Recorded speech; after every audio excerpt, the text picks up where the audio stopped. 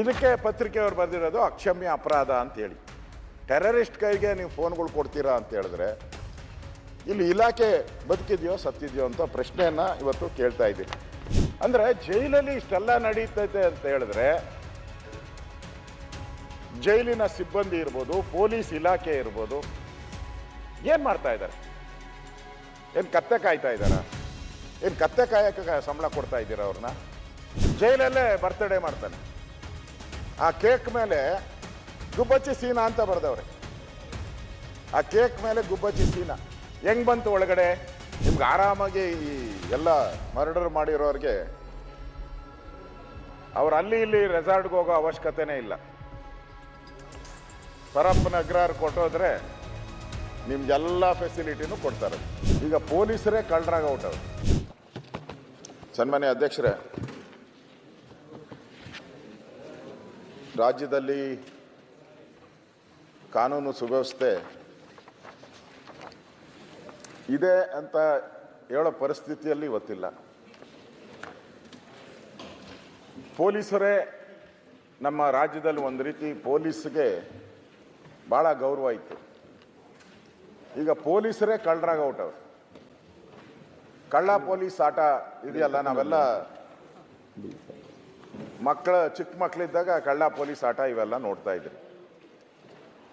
ಇವತ್ತು ಪೊಲೀಸರೇ ಆ ಸುಲಿಗೆಗೆ ಇಳಿದಿರುವಂಥದ್ದು ಘಟನೆ ನಮ್ಮ ಕಣ್ಮುಂದೆನೇ ಇದೆ.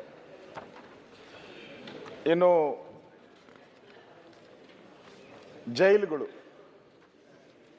ಜೈಲುಗಳೆಲ್ಲ ರೆಸಾರ್ಟ್ಗಳಾಗ್ಬಿಟ್ಟವೆ. ಈಗ ನಿಮ್ಗೆ ಆರಾಮಾಗಿ ಈ ಎಲ್ಲ ಮರ್ಡರ್ ಮಾಡಿರೋರಿಗೆ ಅವ್ರು ಅಲ್ಲಿ ಇಲ್ಲಿ ರೆಸಾರ್ಟ್ಗೆ ಹೋಗೋ ಅವಶ್ಯಕತೆನೇ ಇಲ್ಲ. ಪರಪ್ಪನ ಅಗ್ರಹಾರ ಕೊಟ್ಟೋದ್ರೆ ನಿಮ್ಗೆಲ್ಲ ಫೆಸಿಲಿಟಿನೂ ಕೊಡ್ತಾರಲ್ಲಿ. ಪೇಮೆಂಟ್ ಅಷ್ಟೇ, ಎಷ್ಟು ಕೊಡಬೇಕು, ಎಷ್ಟು ರೇಟು. ನೀವು ಅಲ್ಲಿ ವೆರೈಟಿ ಇದೆ. ಏನು ವೆರೈಟಿ ಅಂದರೆ, ನೀವು ಯಾರು ಪಿಕ್ ಪ್ಯಾಕೆಟ್ ಇವೆಲ್ಲ ಮಾಡಿರ್ತಾರಲ್ಲ ಅವರೆಲ್ಲರಿಗೂ ಒಂಥರ ಲಾಡ್ಜ್ ಫೆಸಿಲಿಟಿ. ಲಾಡ್ಜಲ್ಲಿ ಏನು ಫೆಸಿಲಿಟಿ ಕೊಡ್ತಾರೋ ಅಷ್ಟು ಕೊಡ್ತಾರೆ. ನೀವು 4-5 ಮರ್ಡರ್ಗಳು ಮಾಡಿದರೆ ಅವ್ರಿಗೆಲ್ಲ ರೆಸಾರ್ಟ್ ಫೆಸಿಲಿಟಿ. ನೀವು ಅಂತಾರಾಷ್ಟ್ರೀಯ ಕುಖ್ಯಾತಿ ಟೆರರಿಸ್ಟ್ಗಳಾದರೆ ಅವ್ರಿಗೆ 5 ಸ್ಟಾರ್ ಫೆಸಿಲಿಟಿ. ಇದು ಪರಪ್ಪನ ಅಗ್ರಹಾರದ ಗತಿ. ಆ ಗತಿಗೆ ಇವತ್ತು ಜೈಲು ಬಂದಿದೆ. ಇವತ್ತು ಹಲವಾರು ಪತ್ರಿಕೆಗಳು ಎಡಿಟೋರಿಯಲ್ಸ್ ಬರೆದಿದ್ದಾರೆ. ಆಘಾತಕಾರಿ, ಅಕ್ಷಮ್ಯ ಎಡಿಟೋರಿಯಲ್ಗಳು. BJP ಏನೋ ಆಪಾದನೆ ಮಾಡಿದ್ರೆ ಇವರೇನೋ ತಲೆಯಲ್ಲಿ ಏನೋ ಇಟ್ಕೊಂಡು ಕಾಮಾಲೆ ಕಣ್ಣು, ಆ ಕಣ್ಣು, ಈ ಕಣ್ಣು ಏನೇನೋ ಹೇಳ್ತೀರ. ನಾನು ಪತ್ರಿಕೆಯಲ್ಲಿ ಬಂದಿರೋವಂಥದ್ದು ಆಘಾತಕಾರಿ, ಅಕ್ಷಮ್ಯ ಅಂತೇಳಿ ಬಂದಿದೆ. ಜೈಲು ಸಿಬ್ಬಂದಿಯೇ ಕಳ್ಳರಿಗೆ ಸಹಾಯ ಮಾಡುವಂಥ ವ್ಯವಸ್ಥೆಯಲ್ಲಿ ತಾಮುಂದು ನಾ ಮುಂದು. ಅಧ್ಯಕ್ಷರೇ, ತಾಮುಂದು ಅಂದರೆ ನೀವು ಅರ್ಥ ಆಗಿಲ್ಲ ನಿಮಗೆ. ಆಗಿಲ್ಲ. VIP ಹೋದರೆ ನೋಡಿ, ನೀವು ಯಾರಾದರೂ ದೊಡ್ಡ ಸ್ಟಾರ್ಗಳು, ಅಂದರೆ ಸ್ಟಾರ್ ಇದ್ದಾರಲ್ಲ, ಇವಾಗ ಸ್ಟಾರ್ಗಳು, ದೊಡ್ಡ ಪೊಲಿಟಿಷಿಯನ್ಸ್ ಇರ್ಬೋದು, 10-12 ಮರ್ಡರ್ ಮಾಡಿ ಇವರೆಲ್ಲ ಹೋದರೆ ಅವರು ಯಾವ ಬ್ಯಾರಕ್ಕಲ್ಲಿ ಇರ್ತಾರೋ ಆ ಬ್ಯಾರಕ್ಗೆ ಹಾಕ್ಸ್ಕೊಳಕ್ಕೆ ದುಡ್ಡು ಕೊಡ್ಬೇಕಿಲ್ಲಿ ಪೊಲೀಸ್ಗೆ. ಆ ಜೈಲಲ್ಲಿ ಯಾರು ವಾರ್ಡನ್ ಇರ್ತಾನೆ, ಅವರು ಇನ್ಚಾರ್ಜ್ ಇರ್ತಾನೆ, ಅವನಿಗೆ ದುಡ್ಡು ಕೊಡ್ಬೇಕು ನೀವು. ನಾವೆಲ್ಲ ಹೇಳಿದ್ರಿ ಇಲ್ಲೆಲ್ಲ ಪೊಲೀಸ್ ಸ್ಟೇಷನ್ಗೆ, Uppar police station, commercial street police station, ಇದೆಲ್ಲ ತೂಕ ಜಾಸ್ತಿ, ವೆಯ್ಟ್ ಜಾಸ್ತಿ ಅಂತ ನಾವು ತಿಳ್ಕೊಂಡಿದ್ರಿ. ನನಗೆ ಗೊತ್ತೇ ಇರಲಿಲ್ಲ ಇಷ್ಟು ದಿನದಿಂದ. ನಾನೊಬ್ಬ ಅಧಿಕಾರಿನ ಕರೆದು ಕೇಳಿದಾಗ, ಸಾರ್ ಇನ್ಫ್ಲೂಯೆನ್ಸ್ಗಳು ತರ್ತಾರೆ ಸಾರ್ ಅಂತದ್ದು. ಯಾಕೆ ಅಂತ ಹೇಳಿದ್ರೆ ಅವನ ಹತ್ರ ಹಣ ಇರ್ತೈತೆ, ಅವನಿಗೇನು ಬೇಕೋ ಕೊಡೋಕ್ಕೆ ಇವ್ರು ವ್ಯವಸ್ಥೆ ಮಾಡ್ಕೊಂತಾರೆ. ಅಂದರೆ ಏನು 1000 ರೂಪಾಯಿಗಳಲ್ಲ, ಲಕ್ಷ ಡೀಲಿಂಗ್ ನಡೀತೈತಿ ಇಲ್ಲಿ. ಅವನು ಯಾರು ಇರ್ತಾನೋ ಅಲ್ಲಿ ಗೇಟು, ಅವನು ಲಕ್ಷಾಧೀಶ್ವರ ಆಗೋತಾನ ಅವನು. ಅಷ್ಟು ವ್ಯವಸ್ಥೆಗಳು ಇಲ್ಲಿ ಕೊಡ್ತಾರೆ ನಿಮಗೆ. ನೀವು ರೌಡಿ ಶೀಟರ್ ಗುಬ್ಬಚ್ಚಿ ಸೀನಾ, ಅವನು ಮಿನಿಮಮ್ ಒಂದು 5-6 ಮಾಡಿರ್ಬೇಕನ್ನೋ ಮರ್ಡ್ರು, ಗೊತ್ತಿಲ್ಲ ನನಗೆ. 5-6 ಮೇಲೆ ಇರ್ತೈತೆ ಅವನು, ಆ ರೇಂಜ್ ಅವನಿಗೆ. ಹೆಸರೇ ಗುಬ್ಬಚ್ಚಿ ಸೀನಾ. ಅವನು ಜೈಲಲ್ಲೇ ಬರ್ತ್ಡೇ ಮಾಡ್ತಾನೆ.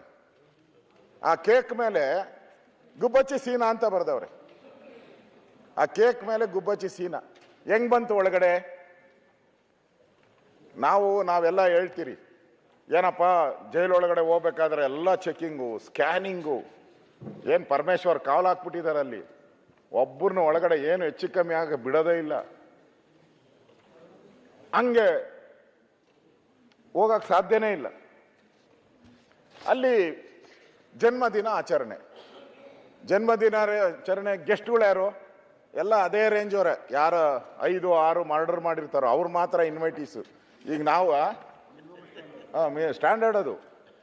ಈಗ ನಾವು ಬೇರೆ ಮದುವೆ ಮುಂಜುಗಳಿಗೆಲ್ಲ ನಾವು ಹೆಂಗ್ ಸ್ಟ್ಯಾಂಡರ್ಡ್ಗಳು ಕರಿತೀರೋ ಲೆವೆಲ್ ನೋಡಿ, ಹಂಗೆ ಅಲ್ಲಿ ಲೆವೆಲ್ಲು. ಈ ಥರದವ್ರನ್ನೆಲ್ಲ ಹುಡುಕಿ ಅಲ್ಲಿ ಕರೆದಿರ್ತಾರೆ. ಅದನ್ನೇ ಹಾಕವ್ರೆ, ಪರಪ್ಪನ ಅಗ್ರಹಾರ ಜೈಲಿನೊಳಗೆ ಜನ್ಮದಿನ ಆಚರಣೆ. ಅವನಿಗೆ ಸ್ವೀಟ್ ತಿನ್ನಿಸ್ತಾವ್ರೆ, ಹಾರ ಹಾಕವ್ರೆ. ನೋಡಿ ಇಲ್ಲೇ ಇದೆ ನನ್ನ ಕಾಪಿ. ಅದೇನೋ ಸುಳ್ಳು ಅಂದರೆ ಪರಮೇಶ್ವರ್ ಅವರು ಸುಳ್ಳು ಅಂದರೆ ಅದನ್ನು ತಂದ್ಬಿಟ್ಟಿದ್ದೀನಿ. ಯಾಕೆಂದರೆ ನೀವು ಸುಳ್ಳು ಅಂತ ಹೇಳ್ತೀರಾ ಅಂತೇಳಿ ಪೆನ್ ಡ್ರೈವ್ ತಂದ್ಬಿಟ್ಟಿದ್ದೀನಿ. ಹೆಂಗೆ ಅವನು ಆಚರಣೆ ಮಾಡಿದ್ದಾರೆ, ಡ್ಯಾನ್ಸ್ಗಳು ಹೆಂಗೆ ಮಾಡ್ತಾರೆ ಎಲ್ಲ ಇದರಲ್ಲಿ ಇದೆ ಪೂರ್ತಿ ತಂದು. ಯಾಕಂದರೆ ಉತ್ತರ ಕೊಡಬೇಕಾದ್ರೆ ಪರಮೇಶ್ವರ್ ಅವರು ಗ್ಯಾರಂಟಿ ಹೇಳ್ತಾರೆ, ಸುಳ್ಳು ಹೇಳಿದ್ದಾರೆ ಅವರು. ಹಂಗೇನಿಲ್ಲ, ಸ್ವಲ್ಪ ಯಾವುದೋ ಅಲ್ಲಿ ಕೇಕ್ ಇತ್ತಂತೆ, ಅದನ್ನು ಇಟ್ಕೊಂಬಿಟ್ಟಿದ್ರಂತೆ. ಹಾರನೇ ಹಾಕ್ಕೊಂಡಿಲ್ಲ, ಅಲ್ಲಿ ಯಾವುದೋ ಬಿದ್ದಿತ್ತಂತೆ, ಸುಮ್ಮನೆ ಹಾಕ್ಕೊಂಡಿದ್ರಂತೆ ಟವಲ್ನ ಅಂತ ಹೇಳ್ತಾರೆ. ಅದಕ್ಕೆ ಆ ಟವಲ್ಲು ಹೇಳ್ಬಾರ್ದು, ಏನು ಹೇಳ್ಬಾರ್ದು. ಅದಕ್ಕೆ ದಾಖಲೆಗಳೇ ತಂದ್ಬಿಟ್ಟಿದ್ದೀನಿ. ಇಲ್ಲಿ ದಾಖಲೆ ಕೊಡ್ತಾ ಇದ್ದೀನಿ, ಪಕ್ಕಾ ದಾಖಲೆ. ಬೇಕಾದ್ರೆ ಕಳಿಸ್ಕೊಡ್ತೀನಿ ಅವ್ರಿಗೆ. ನಾಟಿ ಸ್ಟೈಲು ಬಾಡು, ನಾಟಿ ಸ್ಟೈಲ್ ಊಟನೇ ಅಲ್ಲಿ, ಅರೇಂಜ್ಮೆಂಟು ಎಲ್ಲ ಇದೆ. ಇದು ಹೇಳಿದ್ದಾರೆ. ಅದಕ್ಕೆ ನಮ್ಮ DG ಹೇಳಿದ್ದಾರೆ, ನಮ್ಮ DG ಬಿ ದಯಾನಂದ್. ಅದೇ ಇದು RCBಯಲ್ಲಿ ಪಾಪ ಅಪರಾಧಿ ಅಂತ ಮಾಡಿ ಕಳಿಸ್ಬಿಟ್ರು. ಅವ್ರೇನು ಅಪರಾಧಿನೇ ಅಲ್ಲ ಪಾಪ, ಅಪರಾಧಿ ಮಾಡಿ ಕಳಿಸ್ಬಿಟ್ರು. ಆ ದಯಾನಂದ ಹೇಳವ್ರು, ಏನು ಹೇಳವ್ರೆ ಅಂದರೆ, ವರದಿ ನೀಡದಂತೆ ಸೂಚಿಸಲಾಗಿದೆ, ವರದಿ ಬಳಿಕ ಮುಂದಿನ ಕ್ರಮ. ಕರೆಕ್ಟ್ ಇದೆ, ಮಾತಾಡಂಗೆ ಇಲ್ಲಲ್ಲ. ವರದಿ ಬರಲಿ, ಆಮೇಲೆ ಕ್ರಮ. ಇದಾದ್ಮೇಲೆ ಮರ್ತೋದ್ಮೇಲೆ ಯಾನು ವರದಿನೂ ಕೇಳಲ್ಲ, ಕ್ರಮನೂ ಕೇಳಲ್ಲ. ಒಂದು 3 ತಿಂಗಳು ಮುಗ್ದೋದ್ರೆ ವರದಿನೂ ಇಲ್ಲ, ಕ್ರಮನೂ ಇಲ್ಲ, ಎಲ್ಲ ಮರ್ತೋಗ್ತಾರೆ. ಪತ್ರಿಕೆಯವರು ಮರ್ತೋಗ್ತಾರೆ, ನಾವು ಮರ್ತೋಗ್ತೀರಿ, ಎಲ್ಲ ಮರ್ತೋಗ್ತೀರಿ. ಅಂದರೆ ಇವರೊಬ್ಬರೇ ಅಂತಲ್ಲ, ಚಿತ್ರನಟ ದರ್ಶನ್ದು ಇತ್ತು.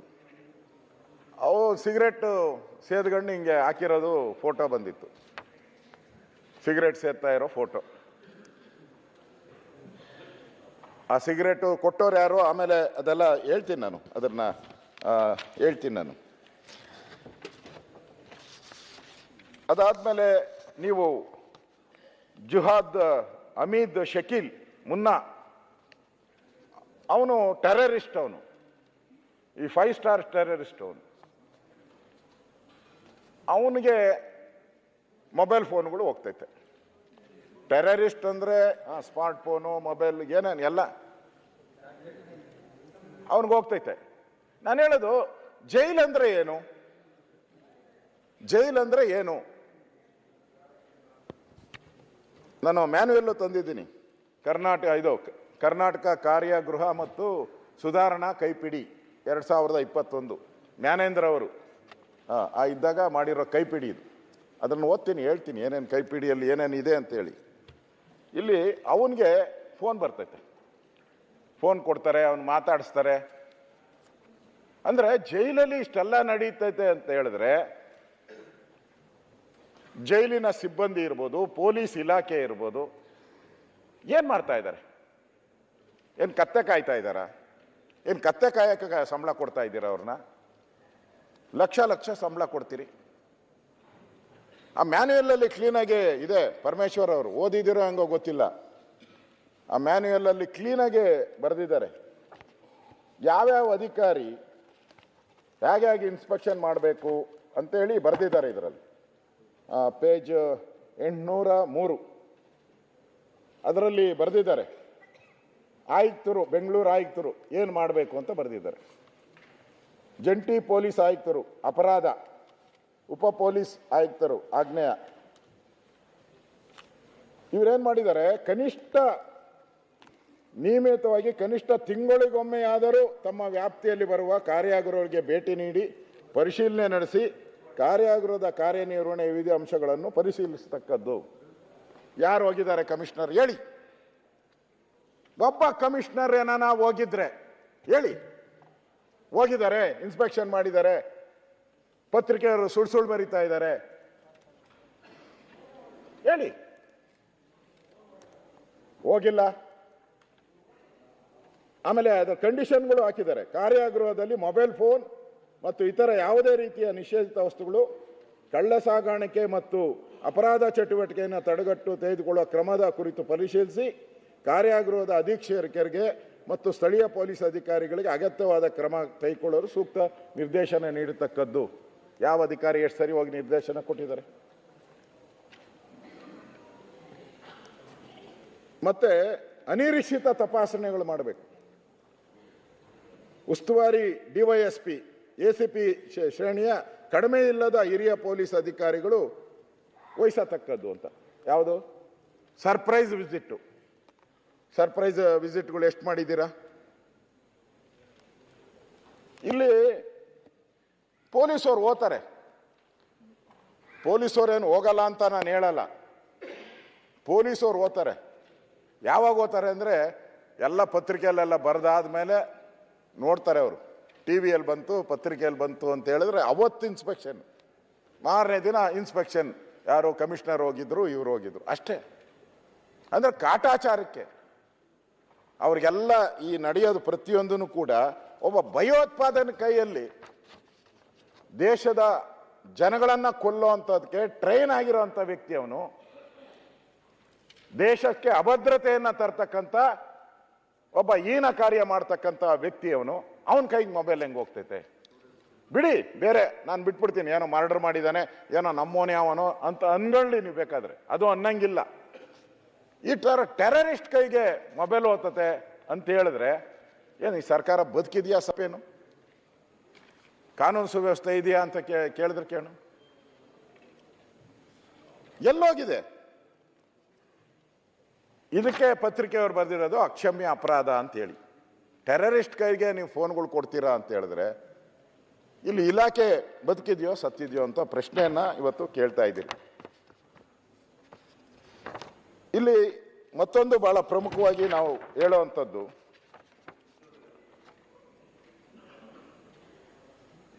ಈ ಎಣ್ಣೆ ಪಾರ್ಟಿ 7ನೇ ಬ್ಯಾರಕಲ್ಲಿ ನಡೆಯುತ್ತೆ. ಮೊದಲೆಲ್ಲ ನಾನು ಕೇಳಿದೆ ಹೆಂಗೆ ಹೋಗ್ಬೋದು ಅಂತ. ಅವ್ರು ಹೇಳಿದ್ರು ತರಕಾರಿ ತಗೊಂಡೋಗ್ತಾರಲ್ಲ ಸರ್, ಅದರಲ್ಲಿ ಸೇರಿಸ್ಬಿಡ್ತಾರೆ. ತರಕಾರಿ ತಗೊಂಡೋಗೋದ್ರಲ್ಲಿ ಸೇರಿಸ್ತಾರೆ, ರೇಷನಲ್ಲಿ ಸೇರಿಸ್ತಾರೆ, ಈ ಥರ ಎಲ್ಲ ಹೇಳಿದ್ರು ಅವರು. ಈಗ ಅವರೊಂದು ಕಂಡು ಹಿಡ್ಕೊಂಬಿಟ್ಟಿದ್ದಾರೆ. ಇವೆಲ್ಲ ತರಬೇಕಾದ್ರೆ ನೀವು ಆಚೆ ಅವ್ನ ಗೇಟಿಗೆ ಬಂದಾಗ ಅವ್ನ ಕಾಸು ಕೊಡಬೇಕು, ಮೇಯ್ನ್ ಗೇಟಲ್ಲಿರೋನ್ ಕಾಸು ಕೊಡಬೇಕು. ಆ ಸ್ಕ್ಯಾನಿಂಗ್ ಮಾಡ್ತಾನಲ್ಲ, ಆ ಸ್ಕ್ಯಾನಿಂಗ್ ಮಾಡೋನ್ ಕಾಸು ಕೊಡಬೇಕು, ಪೇಮೆಂಟು. ತಿರ್ಗಿ ಒಳಗಡೆ ಅವನು ವಾರ್ಡನ್ ಅಂತ ಒಬ್ಬ ಇರ್ತಾನೆ, ಅವನು ಇದನ್ನೆಲ್ಲ ತಂದು ಒಳಗಡೆ ತಲುಪಿಸೋನು ಅವನು. ಅವನಿಗೆ 3 ಕಡೆ ಕೊಡಬೇಕು ಎಣ್ಣೆ ಪಾರ್ಟಿ ಮಾಡಬೇಕು ಅಂದರೆ. ಇವಾಗ ಏನು ಮಾಡ್ಬಿಟ್ಟವ್ರೆ, ಎಣ್ಣೆನ ಅಲ್ಲೇ ತಯಾರು ಮಾಡ್ತಾರೆ. ಹಾಂ, ಎಣ್ಣೆನ ಅಲ್ಲೇ.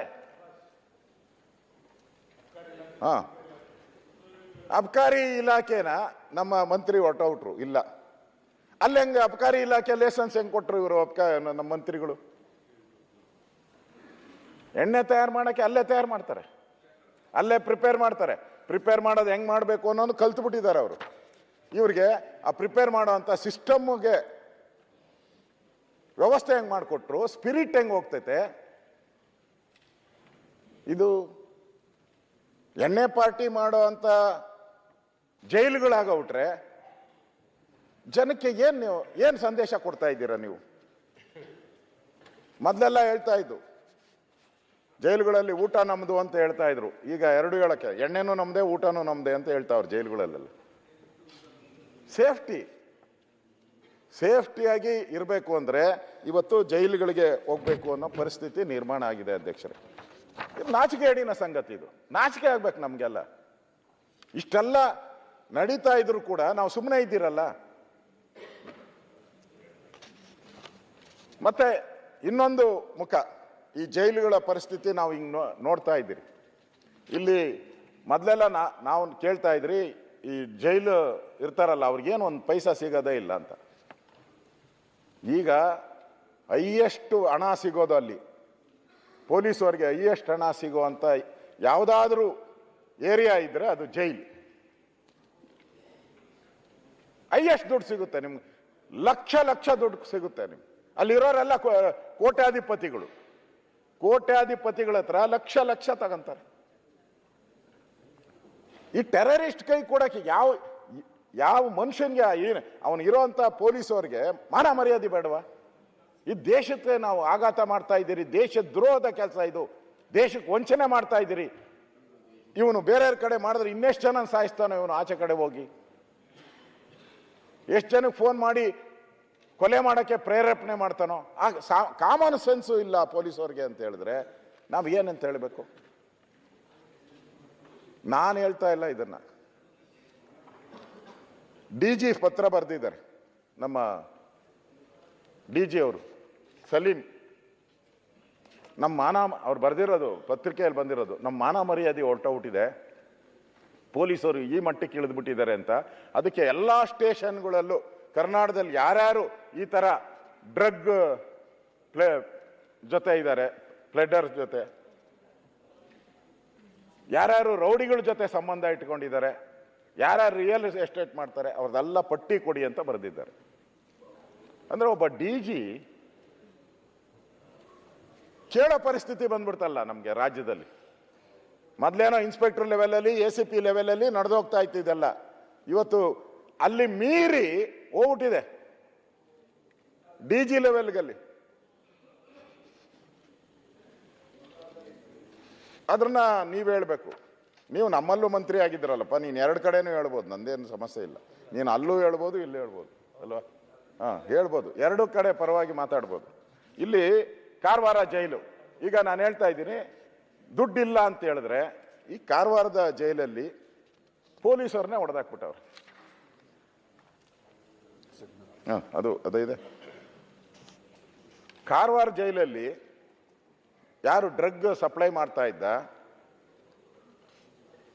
ಆ ಸಪ್ಲೈ ಮಾಡಿ ತಗೊಂಡೋಗಿ ಒಳಗಡೆ ತಗೊಂತಾ ಇದ್ರಲ್ಲ ಕೈದಿಗಳೆಲ್ಲ ಡ್ರಗ್ಗಲ್ಲಿ ಇದ್ರು ಅಲ್ಲಿ ಕಾರವಾರದ ಇದರಲ್ಲಿ.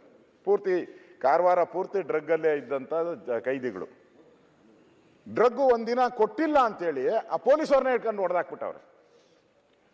ಅಂದ್ರೆ ಪಕ್ಕ ಆಯ್ತಲ್ಲ, ಈಗ ಡ್ರಗ್ ಹೋಗ್ತಾ ಇದೆ, ವರ್ಷಾನುಗಟ್ಲೆ ಹೋಗ್ತಾ ಇತ್ತು ಅನ್ನೋದು ಪಕ್ಕ ಆಯ್ತು. ಆ ಪೊಲೀಸವ್ರನ್ನ ಹಿಡ್ಕೊಂಡು ಹೊಡೆದಾಕ್ಬಿಟ್ಟಾರ, ನುಣ್ಣಗೆ ಹೊಡೆದಾಕ್ಬಿಟ್ಟಿದ್ದಾರೆ. ಅಂದ್ರೆ ಜನಕ್ಕೆ ಏನು ಮೆಸೇಜ್ ಕೊಡ್ತೀರಾ? ಅಂದ್ರೆ ಜೈಲಲ್ಲೂ ನೀವು ಸೇಫ್ಟಿ ಇಲ್ಲ, ಜೈಲಲ್ಲೂ ಪೊಲೀಸರ ರಕ್ಷಣೆ ಕೇಳಬೇಕೀಗ. ಈಗ ಜೈಲವರು ನನ್ಗೆ ಗೊತ್ತಿಲ್ಲ, ಅವ್ರು ಎಲ್ಲಿ ಕಂಪ್ಲೇಂಟ್ ಕೊಡಬೇಕು ಅಂತ ನನ್ಗೆ ಗೊತ್ತಿಲ್ಲ. ಎಲ್ಲಿ ಕೊಡಬೇಕು? ನಿಮ್ಮ ಮ್ಯಾನ್ಯುಯಲ್ ಹೇಳುತ್ತೆ, ಎಲ್ಲರೂ ಇನ್ಸ್ಪೆಕ್ಷನ್ ಮಾಡಬೇಕು, ತಿಂಗಳಿಗೆ ಒಂದ್ಸರಿ ಹೋಗ್ಬೇಕು, ರಿಪೋರ್ಟ್ ಕೊಡಬೇಕು. ಅದರಲ್ಲಿ ಕೊನೆಯಲ್ಲಿ ಹೇಳ್ತಾರೆ ಇದೆಲ್ಲ ವರದಿಯನ್ನು DGಗಳಿಗೆ ಪ್ರತಿ ತಿಂಗಳು ಕೊಡಬೇಕು ಅಂತ. ದಯವಿಟ್ಟು ಗೃಹ ಸಚಿವರು ಹೇಳ್ಬೇಕು, ಪ್ರತಿ ತಿಂಗಳು ಯಾವ್ಯಾವ ಜೈಲುಗಳಿಗೆ ಹೋಗಿ ರಿಪೋರ್ಟನ್ನು ಕೊಟ್ಟಿದ್ದಾರೆ ಹೇಳ್ಬೇಕು ಅದನ್ನು. ಆಮೇಲೆ ಇನ್ನೊಂದು ಅಧ್ಯಕ್ಷರೇ, ಇದು ಮೊಬೈಲ್ಗಳೆಲ್ಲ ಹೋಗ್ತಾ ಇದೆ ಒಳಗಡೆ. ಮೊಬೈಲ್ ಎಲ್ಲರ ಹತ್ರ ಮೊಬೈಲ್ ಇದೆ, ಕೊಡ್ತಾರೆ. ಆ ವಾರ್ಡನ್ಗಳು ಇದಾರಲ್ಲ ಅವರೇ ಮೇಯ್ನ್. ಮೊಬೈಲ್ ತೊಗೊಂಡೋಗಿ ಕೊಡೋದೇ ವಾರ್ಡನ್ಗಳು ಅವರೆಲ್ಲ. ವಾರ್ಡನ್ನು ಏನೋ ಅವ್ರಿಗೆ ಹೇಳ್ತೀರಿ, ವಾರ್ಡನ್ ಅವರು ಜೈಲಲ್ಲಿ. ಇದು ನಾನು ಸತೀಶ್ ರೆಡ್ಡಿ ಇಲ್ಲ, ಅಲ್ಲಿ ಸುತ್ತು ಒಂದು 2 ಕಿಲೋಮೀಟರು ಮೊಬೈಲೇ ವರ್ಕ್ ಆಗಲ್ಲ. ಆಚೆ ಕಡೆ ಜೈಲಿಂದ ಹೊರಗಡೆ 2-3 ಕಿಲೋಮೀಟ್ರು ನನಗೆ ಕಂಪ್ಲೇಂಟ್ ಬಂದೈತೆ, ಸರ್ ನಮ್ಮ ಮೊಬೈಲು ವರ್ಕ್ ಆಗಲ್ಲ ಸರಿ ಈಗ ಅಂತ, ಸರಿಯಾಗಿ ವರ್ಕ್ ಆಗಲ್ಲ ಅಂತಾರೆ. ಜೈಲೊಳಗಡೆ ಹೆಂಗೆ ವರ್ಕ್ ಆಗ್ತೈತೆ? ಆಚೆ ಕಡೆ ವರ್ಕ್ ಆಗಲ್ಲ. ಜೈಲು ಒಳಗಡೆ ಹೆಂಗ್ ವರ್ಕ್ ಆಗ್ತೈತೆ? ಈ ಟೆಕ್ನಾಲಜಿನ ಹೇಳ್ಕೊಟ್ಟವ್ರು ಯಾರು? ಈ ಜಾಮರ್ ಇದೆಯಲ್ಲ, ಜಾಮರ್ನೇ ಸ್ಲೋ ಮಾಡಾಕ್ತಾರೆ ಅಧ್ಯಕ್ಷರೇ. ಆ ಜಾಮರ್ನ ಸ್ಲೋ ಮಾಡಿಬಿಡ್ತಾರೆ, ಅದನ್ನು ವರ್ಕ್ ಮಾಡ್ದಂಗೆ ಮಾಡಕ್ ಬಿಡ್ತಾರೆ. ಸ್ಲೋ ಜಾಮರ್ ಹಾಕಿದ್ದಾರೆ, ಪಾಪ ಪರಮೇಶ್ವರ್ ಕಷ್ಟ ಬಿದ್ದು ಹಾಕ್ಸಿದ್ದಾರೆ. ಆ ಜಾಮರ್ನೇ ಸ್ಲೋ ಮಾಡ್ತಾರೆ, ಅದಾದ ತಕ್ಷಣ ತಿರ್ಗ ಮಾಮೂಲಿ ಥರ ಮಾಡ್ತಾರೆ. ಅಷ್ಟು ಟೆಕ್ನಾಲಜಿ ಜೈಲಲ್ಲಿ ಇರೋವಂಥವ್ರು. ಜಾಮರ್ನೇ ಹ್ಯಾಕ್ ಮಾಡಿ ಇವ್ರಿಗೆಲ್ಲ ಮೊಬೈಲ್ ಕೊಟ್ಟು ಮಾತಾಡಿಸಿ ಆದಮೇಲೆ ಜಾಮರ್ ಸರಿ ಮಾಡೋವಂಥ ವ್ಯವಸ್ಥೆ ಇಟ್ಕೊಂಡಿದ್ದಾರೆ. ಅಂದರೆ ಅಲ್ಲೇನು ಪೊಲೀಸ್ ಅಧಿಕಾರಿಗಳು ಏನು ಮಾಡ್ತಾ ಇದ್ದಾರೆ? ಅವ್ರಿಗೇನು ಗೊತ್ತಾಗಲ್ಲ? ಪೊಲೀಸ್ ಅಧಿಕಾರಿಗಳಿಗೆ, ಹಿರಿಯ ಅಧಿಕಾರಿಗಳಿಗೆ. ನಮ್ಮ ಇಂಟ್ ಇರ್ತಾರೆ ಸುನೀಲ್, ಅವರು ಆಚೆ ಕಡೆ ಕಾಯ್ತಾ ಇರ್ತಾರೆ. ಫೋನ್ ಯಾವ ಫೋನಿಂದ ಎಲ್ಲಿಗೋಯ್ತು, ಇಲ್ಲಿಂದ ಹೆಂಗೆ, ಅವ್ರಿಗೂ 100% ಗೊತ್ತಿದೆ. ನಾನು ಹೋಮ್ ಮಿನಿಸ್ಟರ್ ಆಗಿ ಕೆಲಸ ಮಾಡಿದವರು, ಅವರು 2ನೇ ಸರಿ, ನಾನು 1ನೇ ಸರಿ. 100% ಗೊತ್ತಿರ್ತೈತೆ ಅವ್ರಿಗೆ. ಯಾರಿಗೆ? ನಮ್ಮ ಇಂಟೋರ್ಗೆ. ಅವರು ಬೇಕು ಅಂತ ಇಟ್ಕೊಂಡವ್ರೆ ಅಂತ ಅನ್ಸ್ತೈತೆ ನನಗೆ. ಯಾಕಂದ್ರೆ ಜೈಲಿಂದ ಯಾರಿಗೆ ಕೊಲೆ ಮಾಡೋಕ್ಕೆ ಇವ್ನು ಸ್ಕೆಚ್ ಆಗ್ತಾ ಇದ್ದಾನೆ ಅಂತ ತಗೊಳಕ್ಕೆ ಇಟ್ಕೊಂಡಿದ್ದಾರ ಅಂತ ಅವರು. ಅವರಾದ್ರೂ ಮಾಡ್ಬೇಕಲ್ಲ. ಜೈಲೊಳಗಡೆ ಮೊಬೈಲ್ಗಳು ಹೋಗ್ತೈತೆ, ಆ ಜಾಮರ್ನು ಆಚೆ ಕಡೆ ಜಾಮರ್ ವರ್ಕ್ ಆಗ್ತೈತೆ, ಒಳಗಡೆ ಮಾತ್ರ ಜಾಮರ್ ವರ್ಕ್ ಆಗಲ್ಲ. ಈ ಕರಾಮತ್ ಹೆಂಗ್ ಮಾಡ್ತಾರೆ? ಹೆಂಗ ಆಗ್ತೈತೆ ಇದು?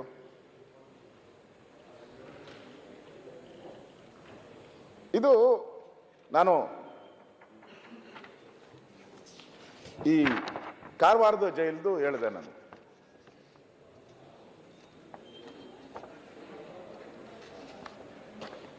ಇನ್ನು ಈ ಜೈಲು ಒಳಗಡೆ ಇರ್ತಕ್ಕಂಥ CCTV ಕ್ಯಾಮ್ರಾಗಳು, ಪಾಪ ಅವರು ಸುಮಾರು CCTV ಕ್ಯಾಮ್ರಾಗಳಿಗೆ ಕೇಳಿದ್ದಾರೆ. ಅಳವಡಿಸಿರುವ, ಇಡೀ ರಾಜ್ಯದಲ್ಲಿ ಅಳವಡಿಸಿರುವ CCTV ಕ್ಯಾಮ್ರಾಗಳು 1777 ಅಳವಡಿಸಿರೋದು ಅವರು. ಅದರಲ್ಲಿ 100 ವರ್ಕ್ ಮಾಡ್ತಾ ಇಲ್ಲ. ಜೈಲವ್ರು ಕೇಳಿರೋದು 1123 ಬೇಕು ಅಂತ ಕೇಳಿದ್ದಾರೆ. 1123 ಬೇಕು ಅಂತ ಕೇಳಿದ್ದಾರೆ. ಅಂದರೆ CCTV ಕ್ಯಾಮ್ರಾಗಳು ಇನ್ನೂ ಅವ್ರ ಕಡೆ ಗಮನ ಕೊಟ್ಟಿಲ್ಲ.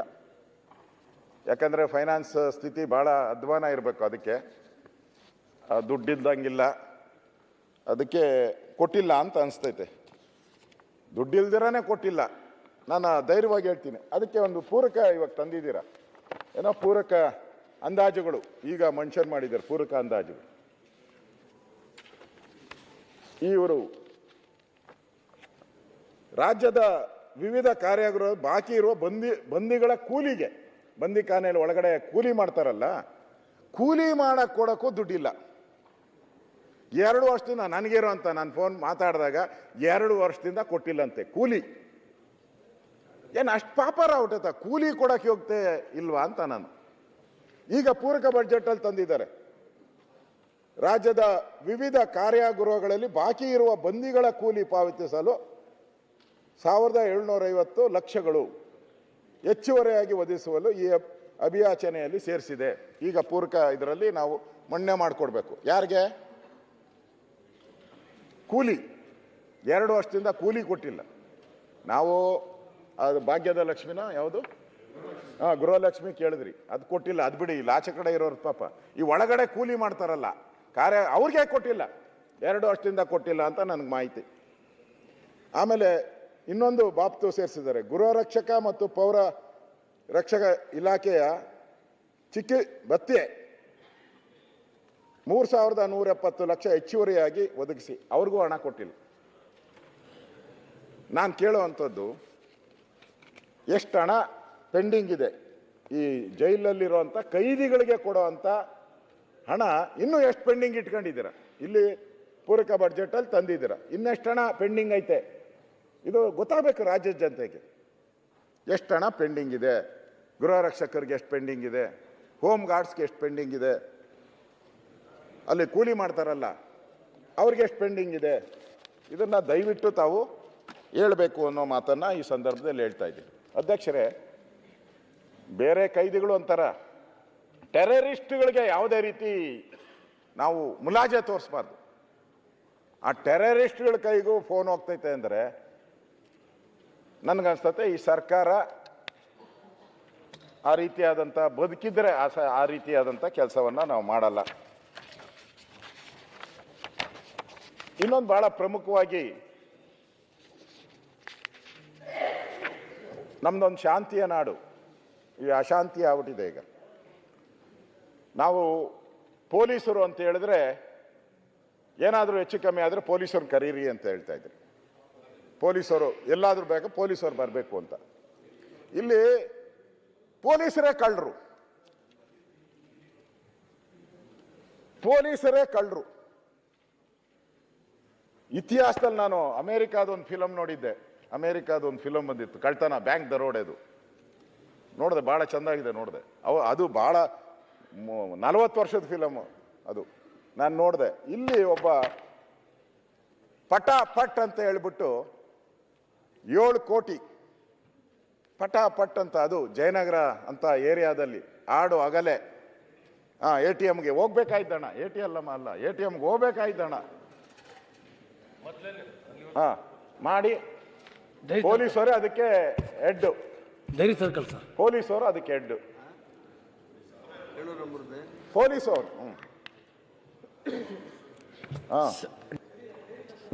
ಪೊಲೀಸರು ಮಾಸ್ಟರ್ ಪ್ಲಾನ್ ಅವಂದೇ. ಅಂದ್ರೆ ಪೊಲೀಸರೇ ಕಳ್ಳರಾಗೌಟ್ರೆ ಯಾರನ್ನ ನೋಡೋದು? ಅದೇನೋ ಗಾದೆ ಇದೆ ನಮ್ಮ ಸುನಿಲ್, ಯಾವ್ದಪ್ಪ ಅದಾಡು, ದರೆ ಎತ್ತಿ ಉರಿಯುವ ಬದುಕಲಲ್ಲಿ ಹೋಗಿವೆ ಅಂತ. ಏನೋ ದೀಪ ಇದ್ರೆ ಪರವಾಗಿಲ್ಲ, ದರೆನೇ ಎತ್ತು ಉರಿಬೇಕಾದ್ರೆ ಬದುಕಾಗಿಗಲ್ಲ ಎಲ್ಲಿ ಹೋಗ್ಬೇಕು? ಈಗ ನಾವೇನೋ ಕಷ್ಟ ಬಂದ್ರೆ ಪೊಲೀಸ್ ಸ್ಟೇಷನ್ಗೆ ಹೋಗ್ತಾ ಇದ್ರಿ, ಕಳ್ತನಕ್ಕೆ ಪೊಲೀಸ್ ಸ್ಟೇಷನ್ಗೆ ಹೋಗ್ತಾ ಇದ್ರಿ. ಈಗ ಪೊಲೀಸರೇ ಕಳ್ಳರಾಗ್ಬಿಟ್ರೆ ಏನ್ ಮಾಡೋದು? ಈಗ ನಾನು ಆ ಪೊಲೀಸ್ ಮ್ಯಾನ್ಯುಯಲ್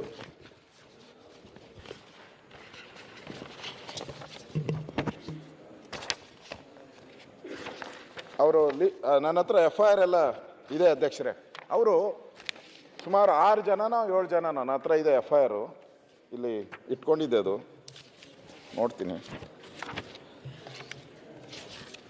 ಇಲ್ಲ FIR ಅದರಲ್ಲಿ 6 ಜನನೋ 7 ಜನ ಎಷ್ಟು ನೀಟಾಗಿ ಪ್ಲಾನ್ ಮಾಡಿದ್ದಾರೆ ಅಂದರೆ ಅದರಲ್ಲಿ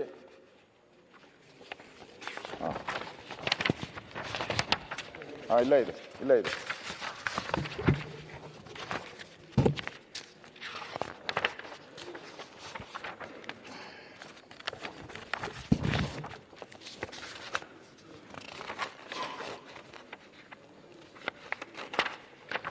ಆರೋಪಿಗಳು ಅವನೇನು ಅಪ್ಪಣ್ಣ ಲಂಬಾಣಿ ನಂಬರ್ 1, ನಂಬರ್ 2 ಗೋಪಾಲ್ ಪ್ರಸಾದ್, ಈ ಥರ ಎಲ್ಲ BCom ಮಾಡಿದ್ದಾರೆ. ಎಲ್ಲ ಆಲ್ಮೋಸ್ಟ್ ಆಲ್ 4-5 ಜನ BCom ಗ್ರಾಜ್ಯುಯೇಟ್ಸ್ಗಳು. ಅವ್ರು ಎಷ್ಟು ನೀಟಾಗಿ ಮಾಡಿದ್ದಾರೆ ಅಧ್ಯಕ್ಷರೇ, ಅಂದರೆ ಎಷ್ಟು ಪ್ಲಾನ್ಡ್ ಅಂದರೆ ಯಾವುದೇ CCTV ಕ್ಯಾಮ್ರಾಗೆ ಎಲ್ಲೂ ರೀಚ್ ಆಗ್ದಂಗೆ ನೋಡಿದ್ದಾರೆ. ಅವ್ರು ಎಲ್ಲೆಲ್ಲಿ ಪಾಯಿಂಟನ್ನು ನಿಲ್ಲಿಸಿದಾರೋ ಆ ಪಾಯಿಂಟಲ್ಲಿ ಎಲ್ಲೂ CCTV ಕ್ಯಾಮ್ರಾ ಇಲ್ಲ. ಮತ್ತೆ ಮೊಬೈಲ್ ಯೂಸ್ ಮಾಡಿಲ್ಲ, ಎಲ್ಲೂ ಮೊಬೈಲ್ ಯೂಸ್ ಮಾಡಿಲ್ಲ. CCTV ಕ್ಯಾಮ್ರಾ ಇರೋ ಕಡೆ ನಿಂತಿಲ್ಲ, ಮೊಬೈಲ್ ಯೂಸ್ ಮಾಡಿಲ್ಲ, ಕಾರ್ ನಂಬರ್ನ ಚೇಂಜ್ ಮಾಡ್ತಾನೆ ಇದ್ದಾರೆ. ಅಂದರೆ ಪ್ರೀ ಪ್ಲಾನಡ್ ಆಗಿ ಈ ಪೊಲೀಸ್ ಇದಾನಲ್ಲ, ಇವನು ಪ್ರೀ ಪ್ಲಾನಡ್ ಆಗಿ ವ್ಯವಸ್ಥೆ ಮಾಡಿ ಎಲ್ಲೂ ಸಿಕ್ಕಾಕೊಂಡಂಗೆ ತಗೊಂಡೋಗಿರೋಂಥ ದುಡ್ಡು. ನಮ್ಮ ಪರಮೇಶ್ವರ್ ಹೇಳಿದ್ರು, ಹೋದ್ರು, ಮೀಟಿಂಗ್ ಮಾಡಿದ್ರು, ಧಮ್ಕಿ ಹಾಕಿದ್ರು ಪೊಲೀಸ್ಗೆ. ಏನು ಮರ್ಯಾದೆ ತೆಗಿತಾ ಇದ್ದಾರೆ? 24 ಗಂಟೆಗೆ ಅರೆಸ್ಟ್ ಮಾಡಬೇಕು ಅಂದರು. ಪಾಪ 24 ಗಂಟೆ ಇಷ್ಟೆಲ್ಲ ಅವರು ಪ್ಲಾನ್ ಮಾಡಿ ಹೋಗಿರ್ಬೇಕಾದ್ರೆ 24 ಗಂಟೆಗೆ ಸಿಗ್ತಾರ? 60 ಗಂಟೆ ಮೇಲೆ ಸಿಕ್ಕಿದ್ರು, ಅದು ಬೇರೆ ಪ್ರಶ್ನೆ. 60 ಗಂಟೆಗೆ ಸಿಕ್ಕಿದ್ರು ಅವರು. ಅಲ್ಲೇನಾದರೂ ಒಂದು ಸ್ವಲ್ಪ ಹೆಚ್ಚು ಕಮ್ಮಿ ಅವ್ರದ್ದು ಮೊಬೈಲ್, ಲಾಸ್ಟ್ ಮೊಬೈಲ್ಗಳಲ್ಲಿ ಪರ್ಚೇಸ್ ಮಾಡವ್ರೆ. ಈ ದುಡ್ಡಲ್ಲಿ ಮೊಬೈಲ್ ಪರ್ಚೇಸ್ ಮಾಡವ್ರೆ ಒಂದು 2 ಕಡೆ, ಕಾರ್ ಪರ್ಚೇಸ್ ಮಾಡವ್ರೆ ಒಂದು ಕಡೆ. ಅದೇನಾನ ಸ್ವಲ್ಪ ಹೆಚ್ಚು ಕಮ್ಮಿ ಆಗಿದ್ರೆ 7 ಕೋಟಿ ಗೋವಿಂದ ಸಿಗ್ತಾನೆ ಇರಲಿಲ್ಲ. ಅವರು ಅಷ್ಟು ಪ್ರೀ ಪ್ಲಾನಡ್ ಆಗಿ ಮಾಡವ್ರೆ. ಅಂದರೆ ಧೈರ್ಯ, ನಾನು ಹೇಳೋದು ಧೈರ್ಯ. ಎರಡನೇದು ಭಾಳ ಇಂಪಾರ್ಟೆಂಟು ಅಂತ ಹೇಳಿದ್ರೆ, ನಮ್ಮ ಪೊಲೀಸ್ ಕಮಿಷನರ್ ಆಫೀಸು, ನಾವು ಸೇಫ್ಟಿಯೆಸ್ಟ್ ಪ್ಲೇಸ್ ಯಾವುದು? ಯಾರನ್ನ ನಮ್ಮನ್ನು ಓಡಿಸ್ಕೊಂಬಂದ್ರು ಅಂತ ಇಟ್ಕೊಳ್ಳಿ, ನಾವೆಲ್ಲಿ ನೋಡಬೇಕು? ಪೊಲೀಸ್ ಕಮಿಷನರ್ ಆಫೀಸ್ಗೆ ಹೊಟ್ರೆ ನಾವು ಸೇಫ್ಟಿ ಅಪ್ಪ, ಏನೂ ಆಗಲ್ಲ ಅಂತ. ನಾವು ಆ ಪೊಲೀಸ್ ಕಮಿಷನರ್ ಆಫೀಸ್ ಹತ್ರನೇ ಗಾಡಿ ನಿಲ್ಲಿಸಿದ್ರೆ 11 ಲಕ್ಷ ಎಗರಿಸ್ತಾರೆ police constable. Police commissioner office, police commissioner office ಅಲ್ಲಿ 11 ಲಕ್ಷ ಆ ಕಾರಲ್ಲಿ ಇಟ್ಟಿದ್ರೆ 11 ಲಕ್ಷ ಹೊಡ್ಕೊಂಡು ಹೋಗ್ಬಿಡ್ತಾರೆ ಪೊಲೀಸ್. ಅಂದರೆ ಇಲ್ಲಿ 7 ಕೋಟಿ ಹೊಡಿತಾರೆ, ಇಲ್ಲಿ ಕಮಿಷನರ್ ಆಫೀಸ್ ಹತ್ರ 11 ಲಕ್ಷ ಹೊಡಿತಾರೆ. ಇನ್ನು ಬೀದರಲ್ಲಿ ಹಾಡುವಾಗಲೇ ದುಡ್ಡು ಹೊಡ್ಕೊಂಡು ಹೋದ್ರು, ಇನ್ನೂವರೆಗೂ ಟ್ರೇಸ್ ಆಗೇ ಇಲ್ಲ. ಅದು ಬೀದರ್ ಕೇಸ್ ಇನ್ನೂವರೆಗೂ ಟ್ರೇಸ್ ಆಗಿಲ್ಲ, ಇನ್ನೂವರೆಗೂ ಅಪರಾಧಿ ಯಾರು ಅಂತ ಬಂದಿಲ್ಲ, ದುಡ್ಡು ಯಾರು ಅಂತ ಸಿಕ್ಕಿಲ್ಲ. ಬರೆದಿದ್ದಾರೆ ಬೀದರಲ್ಲಿ ಸಿನಿಮಾಯ ಶೂಟ್, ATM ಲೂಟಿ, ಒಬ್ಬರು ಸತ್ತು ಹೋದ ಅನಿಸುತ್ತೆ, ಸತ್ತೋದ, ಎಲ್ಲ ಹೈದರಾಬಾದಿಗೆ ಪರಾರಿ, ಇನ್ನೂ ಪತ್ತೆ ಆಗಿಲ್ಲ. ಇದನ್ನು ಒಂದು ಕಡೆ ಅಂದರೆ ಮಂಗಳೂರಲ್ಲಿ ದರೋಡೆ ಆಗ್ತೈತೆ. ನಾರ್ಮಲಿ CM ಹೋಗ್ಬೇಕಾದ್ರೆ, ಹೋಮ್ ಮಿನಿಸ್ಟರ್ ಹೋಗ್ಬೇಕಾದ್ರೆ ಇಡೀ ಅಲರ್ಟ್ ಇರ್ತಾರೆ, ಪೊಲೀಸ್ ಎಲ್ಲ ಗರಿ ಡ್ರೆಸ್ ಹಾಕ್ಕೊಂಡು ಏನೋ ಗಿಡಾಡ್ ಮಾಡಿ ಹೋದ ತಕ್ಷಣ ಏನೋ ಅದು ಗಾರ್ಡ್ ಆಫ್ ಆನರ್ ಶಂಕ ಊದಿ ಎಲ್ಲ ಮಾಡಿ ಪಾಪ ರೆಡಿ ಇರ್ತಾರೆ, ಅಲರ್ಟ್ ಫುಲ್ ರೆಡಿ ಇರ್ತಾರೆ. CM ಹೋಗೋ ಹಿಂದಿನ ದಿನ ಅಲ್ಲಿ ರಾಬರಿ, ಮಾರನೇ ದಿನ ರಾಬರಿ. CM ಇದ್ದದ ದಿನನೇ ರಾಬರಿ, ಬ್ಯಾಂಕ್ ದರೋಡೆ. ಅಂದ್ರೆ ಧೈರ್ಯ ಮೆಚ್ಚಬೇಕು ಅವ್ರಿಗೆ. ಏನು ಧೈರ್ಯ, ಆ ಕಳ್ಳರಿಗೂ ಏನು ಧೈರ್ಯ? CM ಬಂದವ್ರೇನೋ ಭಯ ಬೇಡವಾ? ಏನಿಲ್ಲ, ಕಳ್ಳರಿಗೆ ಭಯ. ಯಾರು ಹೇಳಿದ್ರು ಕಳ್ಳರಿಗೆ ಏನು ಭಯ ಅಂತ? ಕರೆಕ್ಟಾಗಿ ಹೇಳಿದೆ, ಪರ್ಫೆಕ್ಟ್. ಭಯನೇ ಇಲ್ಲ ಸರ್ಕಾರ, ಈ ಕಾಂಗ್ರೆಸ್ ಸರ್ಕಾರ ಬಂದಮೇಲೆ ಭಯನೇ ಇಲ್ಲ. ಕಳ್ಳ ಪೊಲೀಸ್ ಆಟ ಅಂತ ನಾನು ಹೇಳಿದ್ನಲ್ಲ ಇದು. ಅದರಿಂದ ಇಲ್ಲಿ ನೀವು ಭಾಳ ಇಂಪಾರ್ಟೆಂಟು, ಪ್ರಮುಖವಾಗಿ ಯೋಚನೆ ಮಾಡಬೇಕಾಗಿರೋದು ಇದೆಲ್ಲ ಯಾಕೆ ಆಗ್ತಾ ಇದೆ? ಏನು ಪೋಸ್ಟಿಂಗಲ್ಲಿ ಏನಾನ ದುಡ್ಡು ತೊಗೊತೀರಾ, ಅದಕ್ಕೇನಾನ ಆಗ್ತಾ ಇದೆಯಾ? ನಾನು ಪರಮೇಶ್ವರ್ ಅಂತಾರೆ ಅಂತ ಅಲ್ಲ ಹೇಳ್ತಾ ಇರೋದು.